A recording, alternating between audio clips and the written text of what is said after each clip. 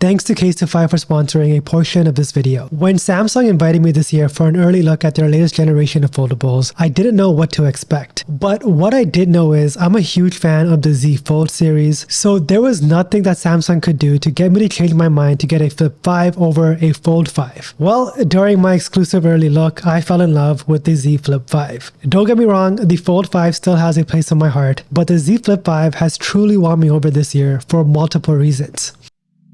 I've been feeling so small.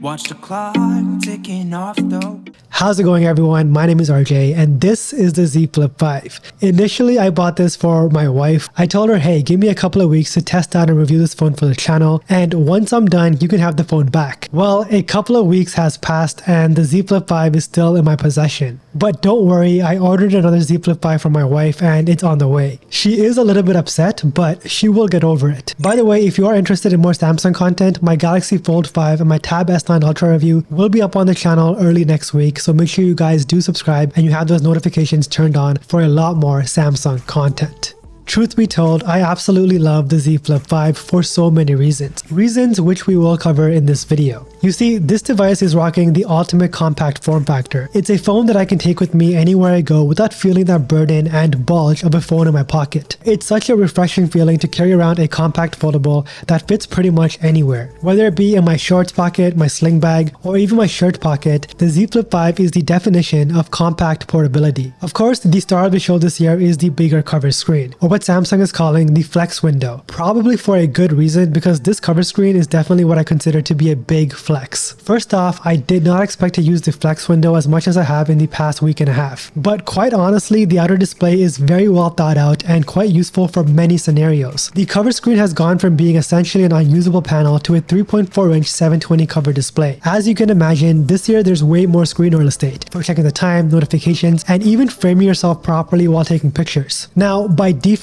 Samsung allows you to add 5 apps to the cover screen: YouTube, Netflix, Messages, WhatsApp, and Google Maps. These are all well optimized for the cover display. I really do appreciate being able to reply to WhatsApp messages with the outer display. My initial assumption was that typing on the cover screen would be a bit of a challenge, but quite honestly, it's been pretty easy to type on the screen. Now, I'm not typing out entire paragraphs or anything like that, but it's still ideal for the quick 1 or 2 liner. And if you're crazy enough to watch Netflix or YouTube on a 3.4-inch display, by all means go ahead, we all have our weird quirks. But that's not all the cover screen is capable of. Thanks to an application from the Galaxy Store called Good Lock, you can add whatever app you want to the flex window. So on the cover screen, I have an entire section dedicated to apps that I feel like I would use on a regular basis on the outer display. I have YouTube Studio, Gmail, Twitter or X, whatever you want to call it, Instagram, but you pretty much get the point. Pretty much all the apps I want a quick glance at, and if I feel like it's something important and worth interacting with, then I will open up my phone, and thanks to continuity, I will not miss a beat. Another personal use case is when I'm at the gym, I'm always using the timer in between sets. With the Z Flip 5, accessing the timer is super easy and convenient. I just scroll over to the right, set my timer, and get back to work. In my opinion, the flex window is definitely not a gimmick. We gotta stop saying this. I consider it to be a useful feature that actually improves my day-to-day interaction with my phone. My only gripe with the flex window is that it is a 60Hz panel. I would have loved to see a variable refresh rate, but that's not what we got this year. Despite the dimensions of the Z Flip 5 being the exact same as the Z Flip 4, it does feel a lot different this year in the hands thanks to the updated hinge. This new hinge makes the Z Flip 5 feel a lot more compact and significantly lighter. This year, the Z Flip 5 is also able to fold completely shut. There is no visible gap between the folded displays. No visible gap means dirt, dust, and sand will have a much harder time getting in between your displays. A major win for us, the consumers. Although it is important to note that the Z Flip 5 doesn't come with an official dust resistant rating. The Z Flip 5 is rocking an IPX8 rating, which means it's good with getting water splashed on it, but nothing more. So you still have to be careful. The hinge on any folding phone is arguably the most important mechanism. This year on the Z Flip 5, this hinge is much improved. It's a more simplified hinge with less moving parts, which in turn by default does improve durability. The hinge feels solid on the Z Flip 5. It's a bit more firm this year, there's a good amount of resistance when folding and unfolding the flip, and overall a nice sturdy hinge. Yes, the crease is still visible in certain angles, but it's not really a big deal. The crease is slightly less visible this year. Overall though, it's a non-issue as your brain does get used to it. I've said this analogy before and I'll say it again. Every time you open your eyes, your nose is always in the vicinity of your vision, but your brain realizes it's not necessary information for for you to function on a day-to-day basis. So what does your brain do? It filters out your nose. In the same way, I feel like your brain learns to filter out the crease, and over time it becomes an absolute non-issue. Now, what could be an issue though is rocking the Z Flip 5 without a case. This phone is rather slippery and there is an exposed display on the exterior that you do want to protect. This is where Casetify's Z Flip 5 impact cases come into play. Casetify cases not only look good, but they offer a ton of protection. Z Flip 5 impact cases provide 5 feet of drop protection. They are 1x military grade standard certified, and this next feature is very unique to Casetify. They come strengthened with corner protection thanks to their proprietary shock absorbing technology called EcoShock.